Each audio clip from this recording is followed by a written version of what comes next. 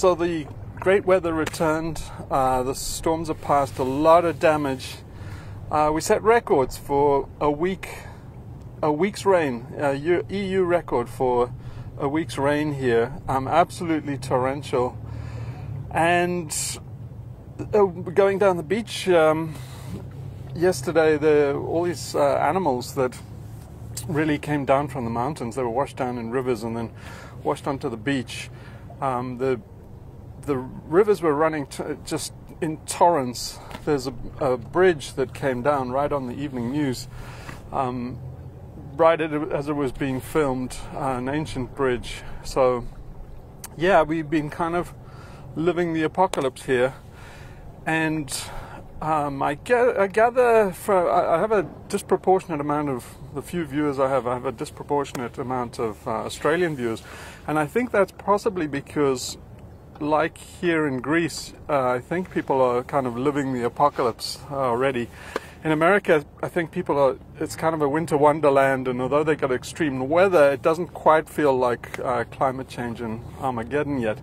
But in Australia, I think with the fruit bats, the die-off of those, and then the Murray-Darling Basin, there's a big fish die-off, and then there are record temperatures being set in many cities. So I think that my experience here is resonating a lot more with Australians at the moment. I imagine that in August it'll probably reverse, and probably Americans will start to be a little bit scared and a little bit more panic, and my viewership will probably double from about 10 people to 20 maybe in August. But anyway, this video is a request from Big Gav and the Going South tribe in Australia. And I'm more than happy to do this video. What he was asking for is to just go over my epiphany moment when I realized it's too late for digital democracy. All these things are too slow for abrupt and imminent climate change catastrophe, really, is what we should be calling it. Yeah, so this video is more than a joy for me to do, because it's been a really lonely journey for me the last 5 or 6 years, and I'd love to share it with you, because I've really shared a lot more on public videos than I have with the people around me and even family. They're just not ready to hear it, and so I've been wrestling with this for a long time. I've sort of been traveling in the path of Guy McPherson, although he's been much longer on this road than me. So, you know, I think he was in 2002 where I kind of got to in 2013. But anyway, so my epiphany. And anyway, yeah, this is really cathartic for me to actually spill my story. So, yeah, might be a little long-winded, but it's therapy for me. So, yeah, I think maybe you'll find it interesting too. It seems to be a kind of fascinating journey from my point of view. But then, I'm not sure how it comes across to an audience. So, anyway, my big epiphany, I think it's what Guy Lane calls the eco-epiphany. Basically the moment when you realize that we really are all screwed, we don't get out of this one. And that really happened in December 2018, so it's the 1st of March 2019 today, so it's, you know, just a few months ago. And yeah, there really were two eco-epiphanies I had. The first one was around 2012, 2013. And the reason for that one was I've been watching the climate science since the early 90s. You know, I was commuting in London, and I had a 2-hour commute each side of the day. So I had about 2 hours to sit on a train and read, and I read New Scientist and subscribed to Nature and that kind of thing, and read these scientific journals on things like climate change.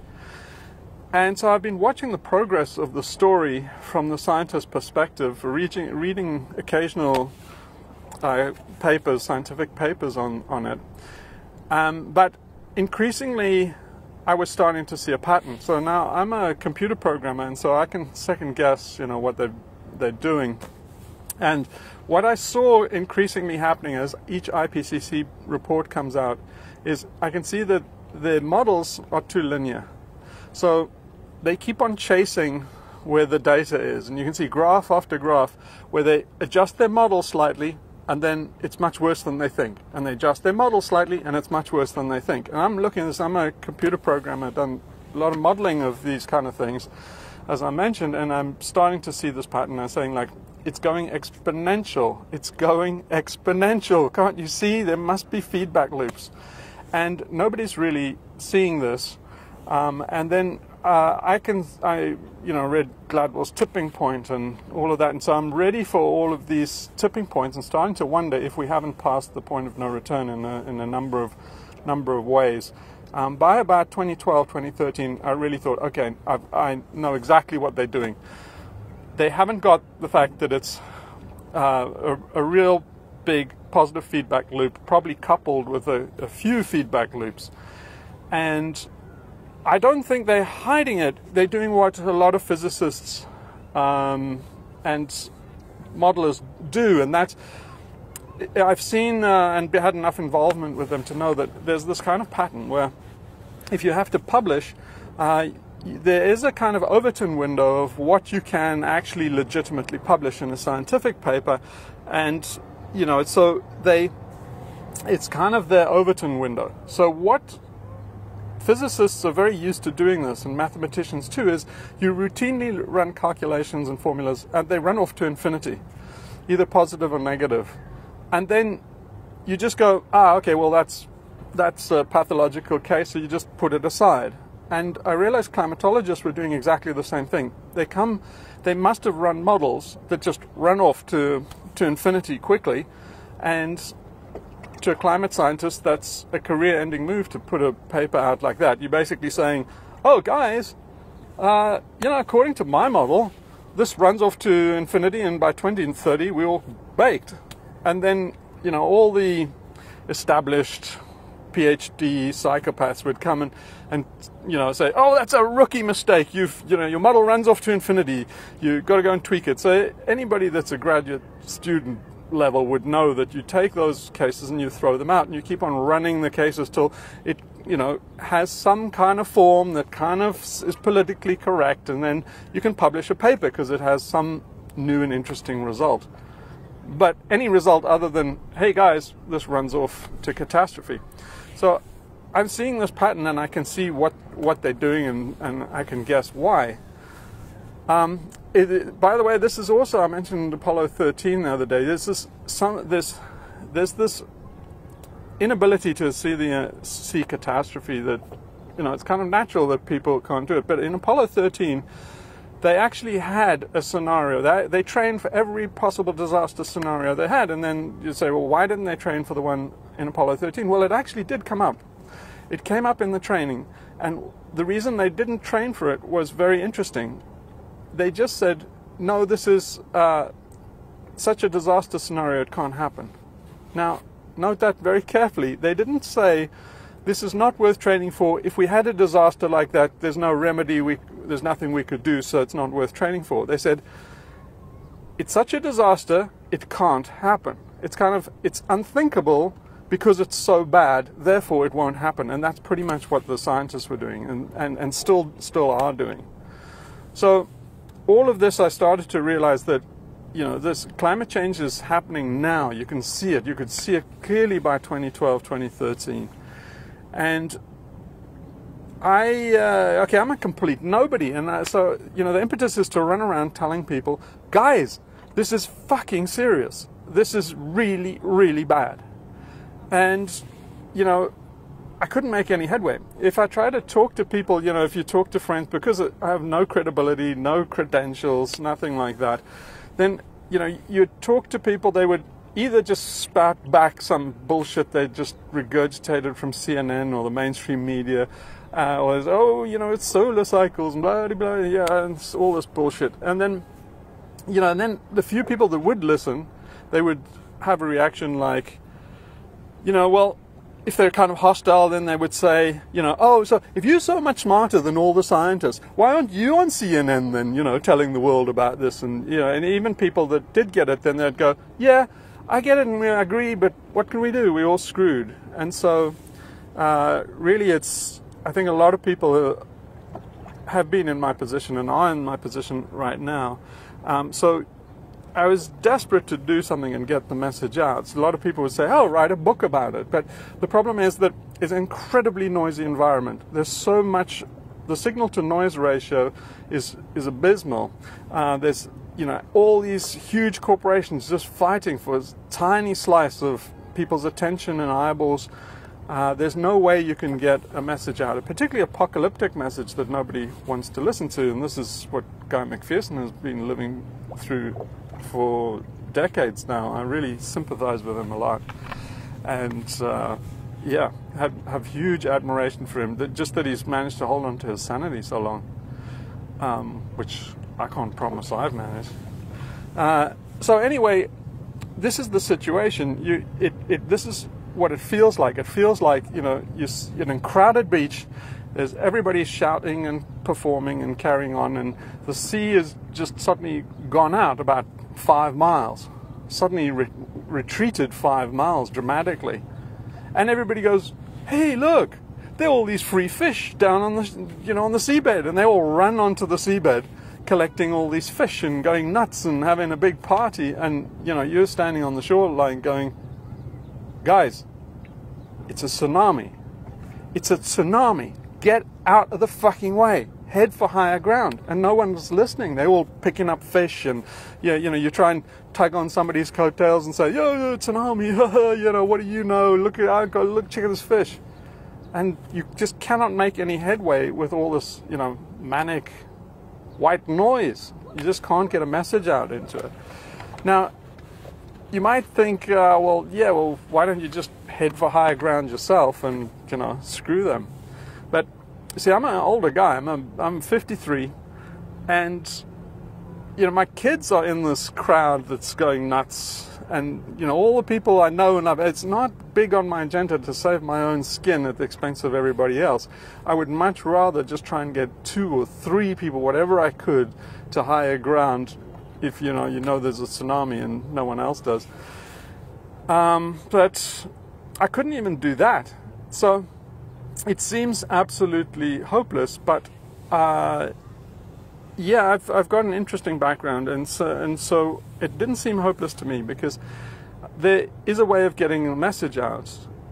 So the way, it's not quite like you think. In a white noise environment, you can get a message out, because it's not a completely random environment. Our environment now looks completely saturated with everybody's messages and advertising and political angles, and everybody's got their angle. They're all fighting for attention in the media, and it seems like it's a completely white noise, unstructured environment. It's not.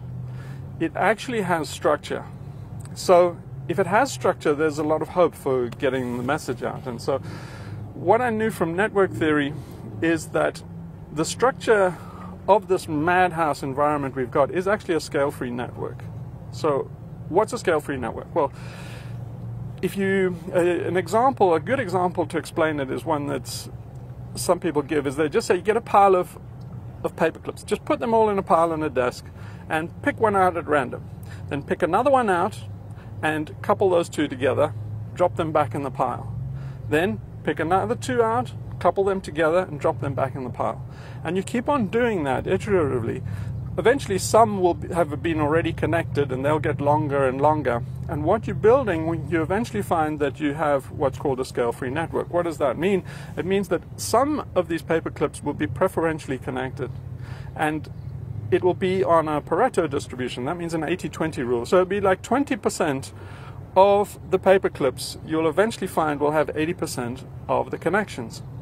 So it's not a question of getting the message out to everybody, like it seems at first, just shouting over the crowd, tsunami, get out of the water. It's really a question of finding the preferential nodes and getting a signal through to them.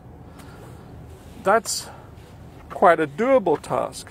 So I read up on papers on network theory and found, well, On a scale-free network, you only need to own about 5% of the nodes at random, which is a surprising result. You just pick 5 of the paper clips at random, and you will, in that, have a very high probability of having enough nodes to control the whole network. So that means you can put a message out with controlling 5 networks at random. Not the key ones even. You don't even have to find the pressure. You don't have to, take control of the Wall Street Journal, or like Bezos and these guys think. You can actually just take, 5% of the population on the street, almost.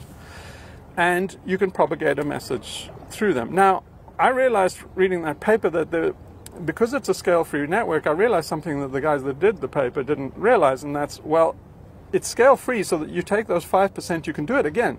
You can take 5% of that, and you can control those. You can control that to control the 5% and keep propagating outwards. That was something that they missed in that paper. Now, you might think, well, how small can you go? Eventually, you're going to get to one node, and then you're just back to being the guy in the crowd shouting tsunami, and you haven't got anywhere. Well, it's not quite like that. Getting a message out in a crowded room is, you have to think of it more. I'll give you another analogy. Imagine you're in a disco, and it's mammoth one with lots of rooms, and there are lots of DJs playing different things in different sections, and there are people going nuts and getting drunk, and there's pyrotechnics here and lights here, and it seems like impossible to get out the message to people. Say, guys, there's a fire, we need to get out. You try and put that message out, and the guy says, oh yeah, come on baby, light my fire, and you're like, yeah. He said, have another drink, dude, and say, like, lighten up, and you get all of this kind of negative feedback from putting out a message that's a really serious one. Fire, we need to get out of here.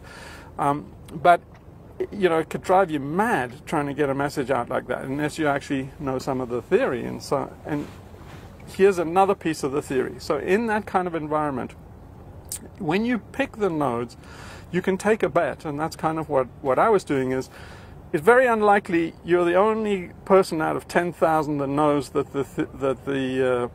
this disco is on fire. So the club is about to burn down. It's going to be a disaster. It's very likely that there'll be other people that amongst the crowd are doing exactly what you're doing. They know there's a fire, and they're trying to warn people, and that they're not being successful. So really all you have to do is hook up with those people. You can do it almost by line of sight. So imagine this. You're in the club, masses of noise. You just have to scan it for people that have got the fact that the place is on fire. You'll soon pick up, say, Alice over there and Bob over there. And because they are tuned in to the wavelength that there's an emergency, you can get eye contact with them. And you can say, Alice, you got it. Fire. Yeah. Bob, fire. You got it. Okay. Stick with me. This is what we do, right? You can do all of this by hand gestures across a crowded room. And you'd say, like, okay, pick up this drumstick, or pick up something that you could beat with, and you got it? Okay, you ready? On my count, 1, 2, 3, boom. Okay, again, 1, 2, 3, boom. And then all 3 of you can basically do this signal. And if you start getting a rhythm going like that, that counts in communication theory as a signal. Very soon, you'll be able to recruit people onto that signal. So you can say, the person next to you, say, when it's going boom, boom, boom. And then basically you can say to the person next to you, come in with me, and then all people, very quickly you could grow that drum beat until eventually you go boom, and you say, fire, fire, get out now, emergency, or whatever. You can pass that message once you've established a network. I think hopefully I've communicated to you how it works and how you can actually send a signal in just a complete random white noise environment.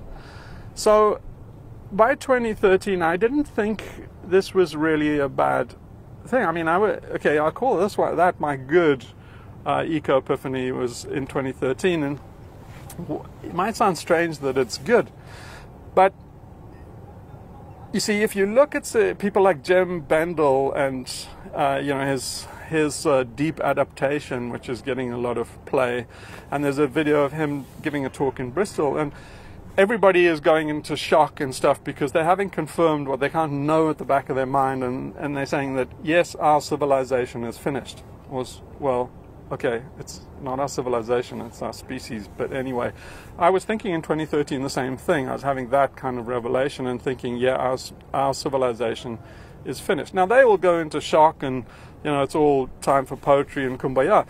But from my point of view, I've always hated civilization. I've been a technologist my whole life, but only because I have a fascination with understanding it. I absolutely loathe technology. That's something that people have always struggled to understand with me, because they think, oh, you're a technophile. I say, no, I'm a technophobic. I look at technology because it's the enemy. It's like, no, you're enemy. So I was thinking, this is a great message. Civilization is going to end. Now, it's going to end dramatically, and there's going to be a big dieback of the population. But the way I saw it is, it's a kind of, you can't fail. Not only with a lot of people like me that, can see each other across a crowded room and are starting to synchronize their message, and, it's bound to get out. I kind of thought in terms of a religious thing, in terms of a kind of manifest destiny, that I thought it would all work out. So it's going to be very, very narrow, a very close-run thing. It could go either way. The species could go extinct, but what I thought was more likely was people would react in time, and we would get this golden scenario. It would basically a kind of a heaven on earth. I kind of imagined, the lions and the tigers and the polar bears, they're all going to die out. All predators, great white sharks, they're gone. But I imagined us arriving in this place where it would be kind of a Garden of Eden. It would be kind of, everybody would be philosopher gardeners after you've had a die-off of 7.5 billion people. That will make a philosopher out of you. And I thought, it's not a question of people being reactionary. If people are reactionary, it'll happen too late. So in other words, if they wait for the pain, it's too late. I mean, the temperature rise from CO2 lags by about 10 years. So if you wait for all the repercussions of climate change, you're going to be too late. But I thought that we're conscious enough as a species that there are enough elements within us would waken, and we would be able to pull an ace out of our sleeve, and a select healthy-minded few would survive. And then, kind of like Douglas Adams' thing, you'd put all the psychopaths and PhDs and all of those types and just stick them on a spaceship and send them out into space, or just shoot them through the fucking head or whatever. But anyway, those guys wouldn't survive that kind of catastrophe. They'd be eaten. So I was celebrating it, because I thought, this is a predestiny. It's kind of a teleology that this is how. It was kind of, I thought of it in terms of a kind of a phase change in consciousness, and then the few people that survive, are in heaven. And long ago, I've written a lot of books to myself that I never bothered to get published. And one of the half-finished books I got was called "Heaven is a Place You Walk to," and it was really promoting this idea that that there's a path, and you can just walk, to heaven. And you can walk to hell just by sticking with civilization and going down in flames with it. So kind of, the people that stick with nature and head back to nature and, get sane would win out, and eventually the mad people would die off. They would kill each other off. That's kind of my thinking. And so, I was thrilled. I've been the most positive person known to man in the face of my first eco-epiphany. So, because I realized it takes people that can see that the house is on fire to precipitate this phase change. It's like it needs some yeast. It's not, I could see clearly it wasn't going to get there on its own. It's almost like you have to drop some yeast into the mix and to make it rise into bread. Otherwise it'll be a flop. And so basically I'm thinking of people like me and all the thousands of others like me as people like the yeast that's going to make this thing gel. So also in terms of, just think of the timelines. I'm thinking of this in terms of my kids in their late teens. So, I'm never going to get to see utopia, but I will see the beginnings of it, and I as an individual, I might have a slight impact on steering it towards the condition where we have an ace to pull out our sleeves, and we win out against the devil, who's just gonna civilization. So I thought, with a number of people just nudging, we would make it. I was so sure of that I kind of was in the same position as the guys on Apollo 13. I just couldn't really foresee the negative side as coming true. It just didn't seem, by sheer effort of willpower, people's collective consciousness will flip the dice.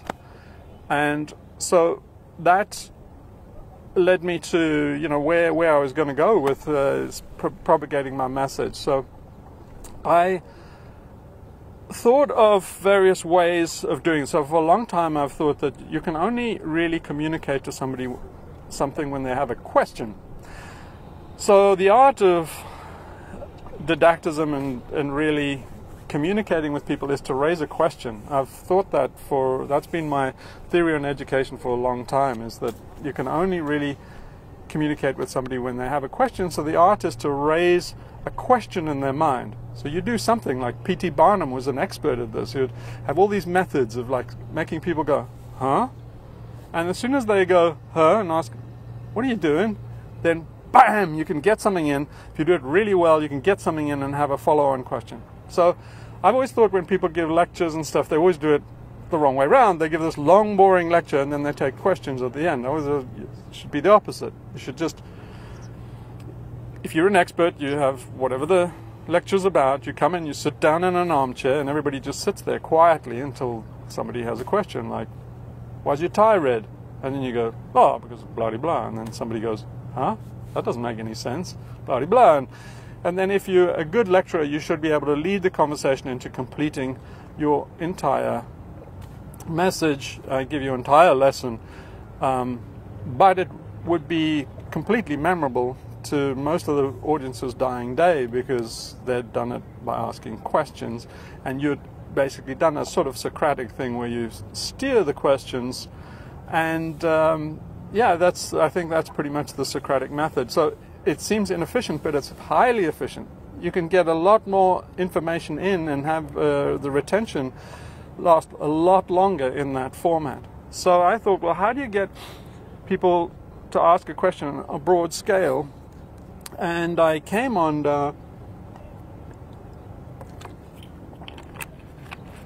this format. I gradually crept towards these ideas, sort of P.T. Barnum ideas. You make a game, you know, all of this kind of performance art thing.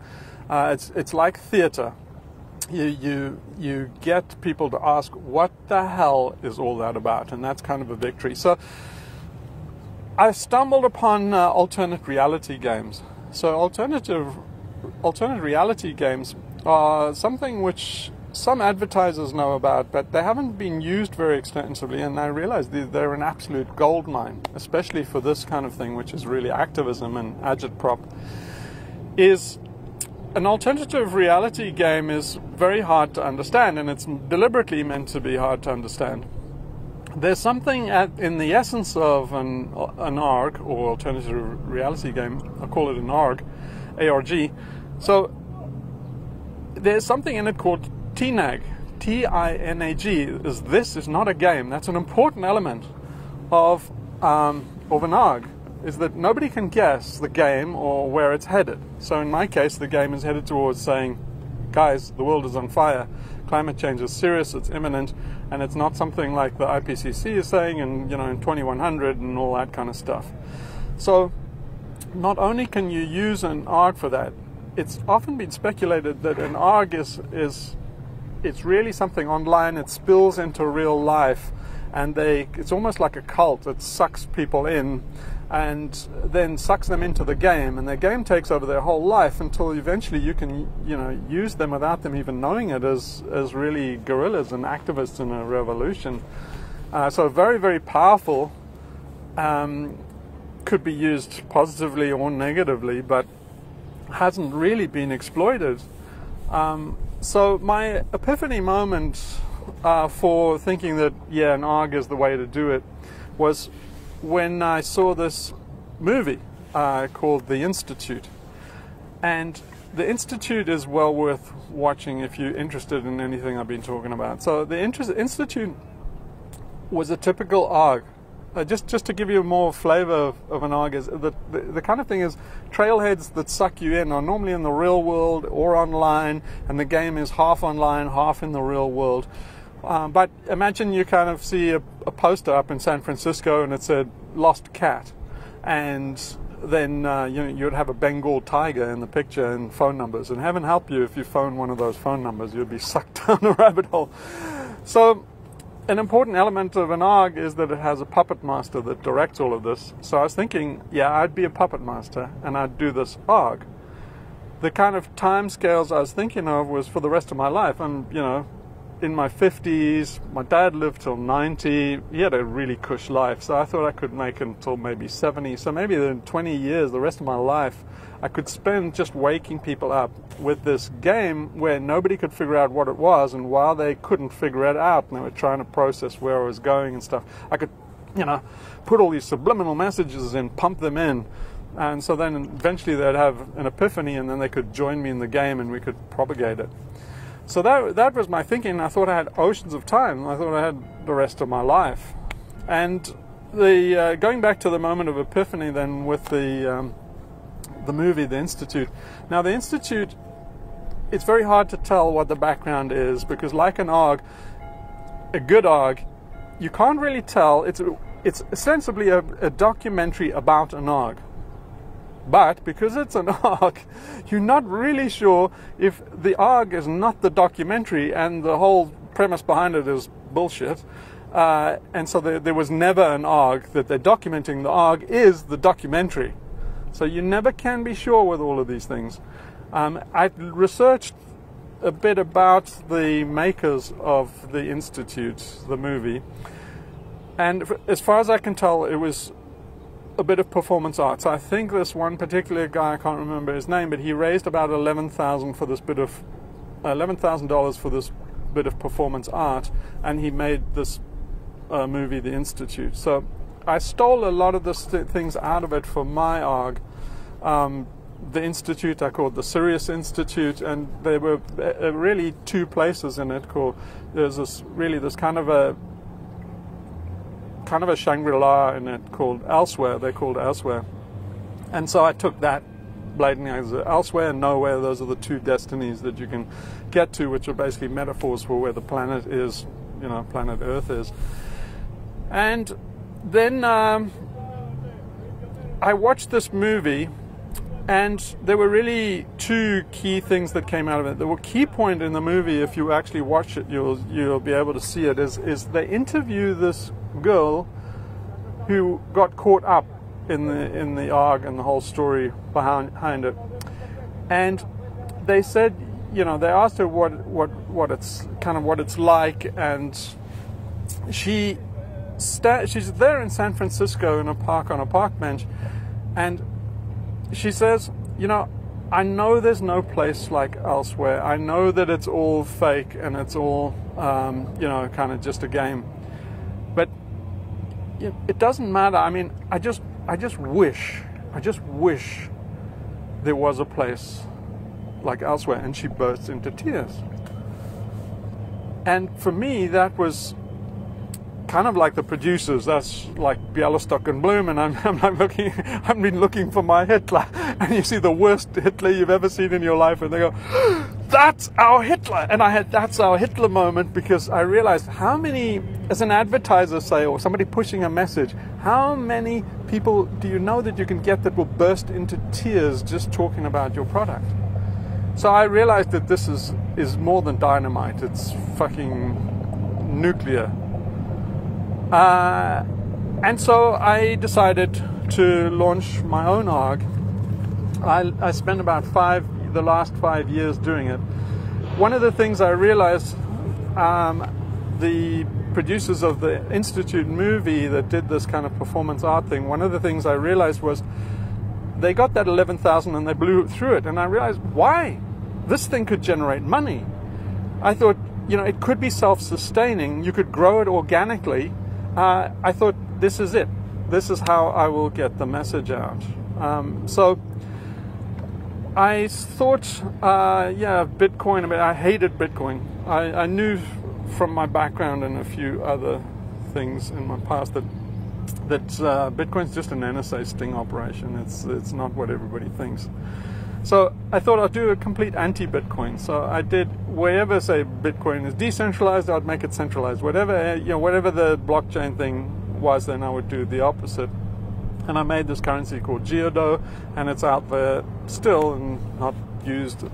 It never got to the point where I could launch it and use it, but I did that one first, thinking that we'd run this all with a currency, a fake currency, which also has real value, so it could really sustain the ARG and grow it organically. So yeah, I did that. I finished that, the Geodo. Then I wanted to do 2 websites, so a white hat protagonist and a black hat protagonist. I did the black hat protagonist, which is the Sirius Institute, and the website, I did the website, and that character, Lord Hugh Dumbar, that's me, and then I would have the Neocortex Foundation and Dr. Neo von Cortex. Kind of joke thing, but also kind of serious, and always keeping people guessing. Is this a cult? Is this a recruitment thing for the NSA? Is this an advertising thing? You never keep everybody guessing while you move it along. And then also a news website, fake news website called the Happy Puff Post. So I thought with those 4 websites, I could run this ARG. And so I got into the first one I completed, the Geodo one, then I got into the Sirius Institute, and then I thought I'd promote it with these videos. So I made videos throughout last year, all the way up until December. And then it was the right place to do it. I kind of found a loophole in US law where you could actually have a non-violent revolution. They kind of locked you out everywhere, so you have to have a violent revolution, and that's their forte, so they'll crush you if you go violent. But they kind of left a kind of loophole in basically internet democracy.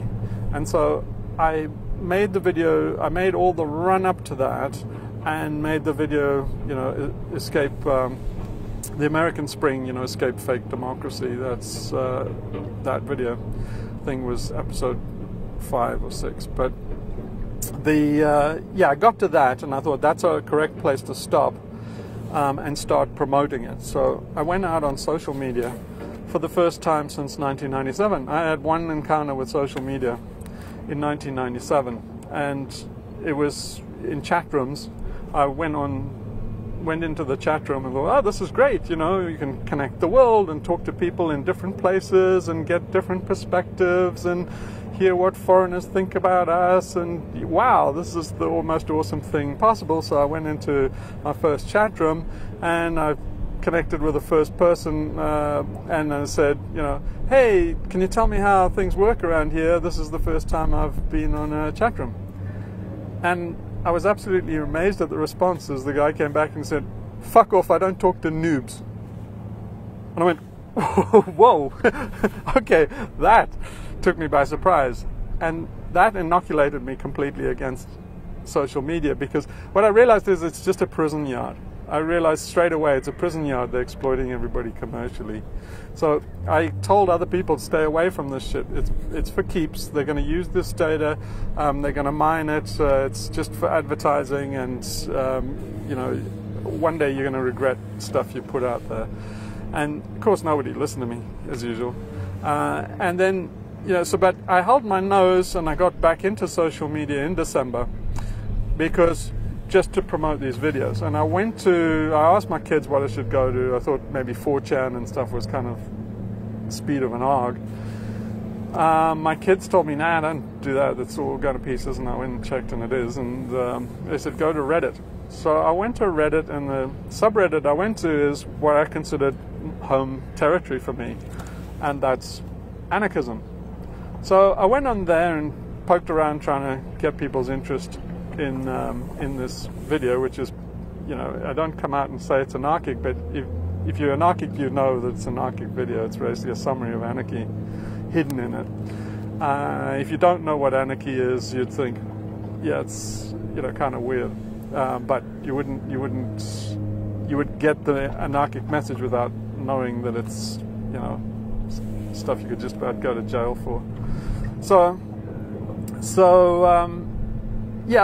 By the way, talking about accountability, an ARG is great from accountability, because if you ever wind up in prison for running a revolution, well, you basically say, but guys, it was a game, it's performance art, don't you have a sense of humor? It's very hard for a jury to get around that kind of plausible deniability. So I thought from an ARG is so perfect in so many ways, and I didn't realize that anarchists wouldn't see it that way. I got very negative responses, and the kind of responses were things like, man, the liberalism, oh, it's killing me, oh, like wearing a anonymous mask, and this is pathetic, and I started to realize that I was out of touch in so many ways. I was out of touch with anarchists, which really threw me. But anarchists had, the 60s style anarchists, that all decamped, that all given up, and said, we're all kind of screwed. They're all nihilistic. So people of roughly my generation and older were nihilistic and had bowed out. The newer generation was hopeless, absolutely hopeless. I suddenly realized that they, people would say, oh yeah, but it's okay for you, rich white guy. What about, you're not thinking of, gender issues and people of color and LGBTM and stuff. And it's like, guys, we are way, way beyond your precious little identity. It's serious shit. The house is on fire. It's like, oh, yeah, well, our house is more. If you were black, you would know that my house is more on fire than you, and blah, blah, blah. And it's like, guys, for fuck's sake, man, this is serious shit. Get over yourselves. We need to rally. This is, the time. And then really serious anarchists and thoughtful ones would say, yeah, but we have to take it slowly, and over the decades we'll educate people. And it's like, and I started to get the sense of real doom, because these are my homies, right? I didn't realize that they were so far away from the revolution that I kind of thought I'd go onto Reddit and talk to these people. I thought I was talking to Proudhon and like Emma Goldman, and and I was going to tell them, hey, I've got this new idea for how to fight a revolution, and I thought they'd be thrilled. I never thought they'd be like, yeah, but that's not my kind of revolution. That's too liberal for me. I want stylized revolution. I realized that everybody had become such an individualist that it got through even to the anarchist community, which are not supposed to be that way. We're anti-individualism and that kind of individualism. So I realized with some horror, and this was my final dark, let's call it, eco-epiphany, was I realized we weren't going to make it. Because it's a psychological problem. It's been a psychological problem since 2013. And I realized that no one was going to be able to react in time. In the time left, if this is the state of affairs, we were screwed. So to explain a bit more why, and why it was such a moment of doom, and why the sky was lowering on me every day, is to see Adam Curtis. So Adam Curtis was made this documentary called Century of the Self, about the 20th century, and particularly about Eddie Bernays, who's I think a first cousin of, or nephew, his uncle is Sigmund Freud. He took Sigmund Freud's idea and he shaped the 20th century. Undercover, nobody really knows that he did it, but the reason why you are the person you are today is because of Eddie Bernays. And by that I mean, you're an individual and important like everybody else, and you have lifestyle choices, and you're a consumer and a valued consumer, and your vote counts, and all this horseshit that's an absolute lie. It doesn't count for peens. But the reason why you think like that is because of Eddie Bernays. He set this up after the war, although he used wartime propaganda from the First World War, rolled over to the Second World War, and the establishment was really, really worried after World War II, about controlling the masses of people, and the population was set to explode, and they really thought that this was a crisis. So a crisis of management.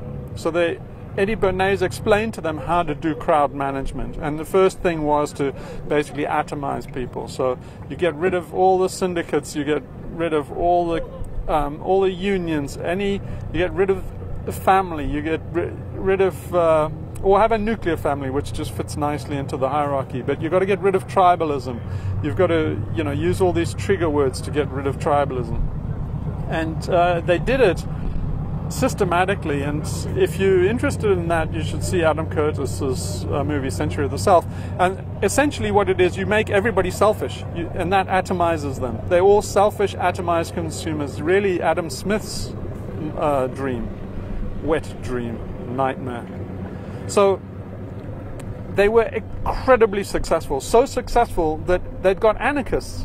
And then you can go in there and say, like, people, they wanted to have, they wanted the anarchist revolution tailored to be like how they wanted, and they wanted a gilt-edged, invitation to go, and it had to have, confrontation on the streets with police and stuff. Otherwise, it wasn't a real, and it's all this kind of self-defeating bullshit.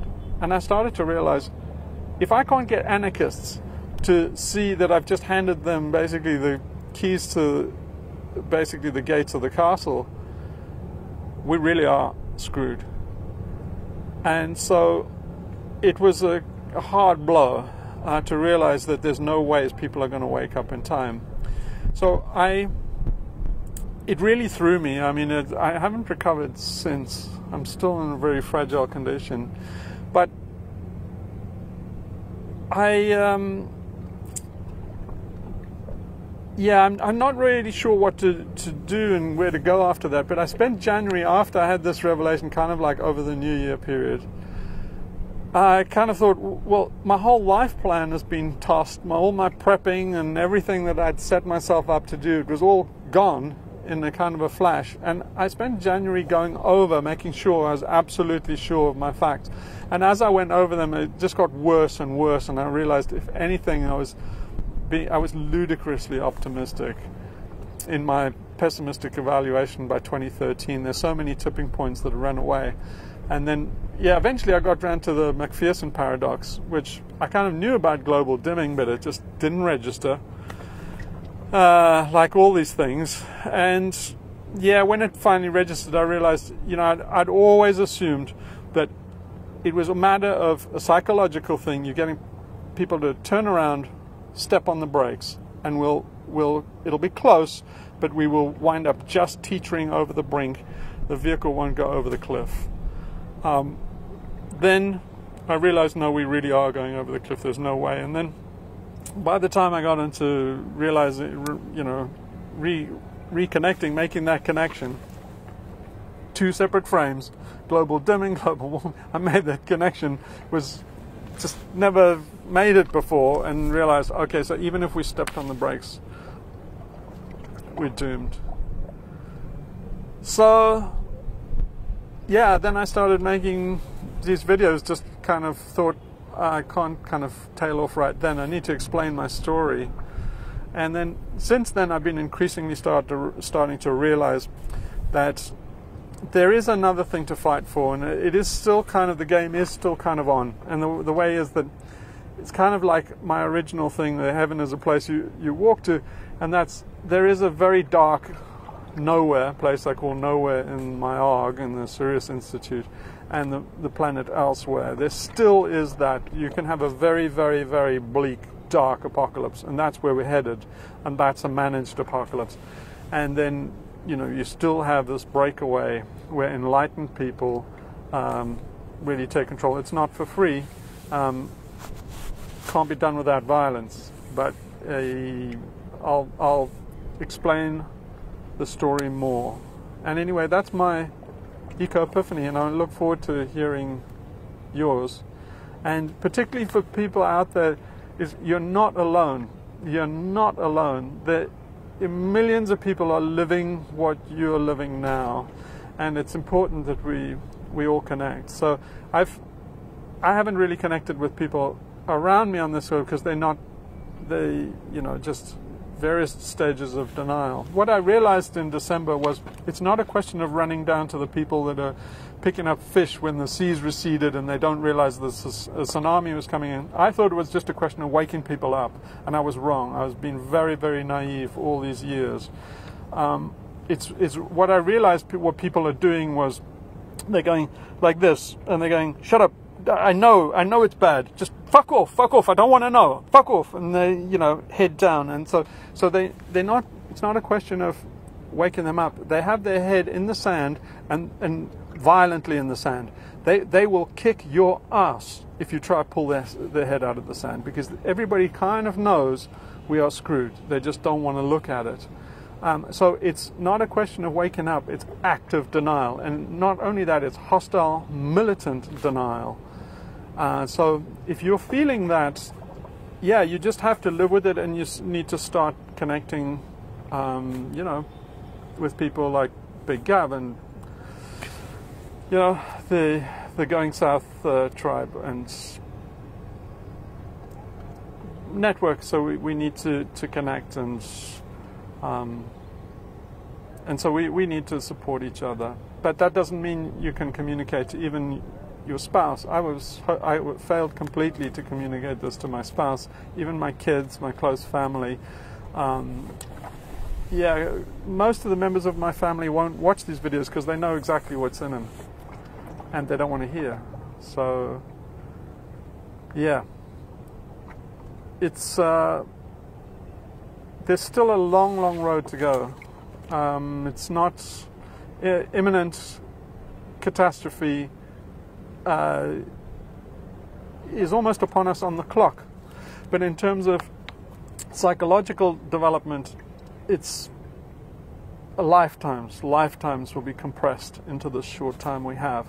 So again, pick your comrades carefully. And that's it, that's my story. I'm dying to hear yours.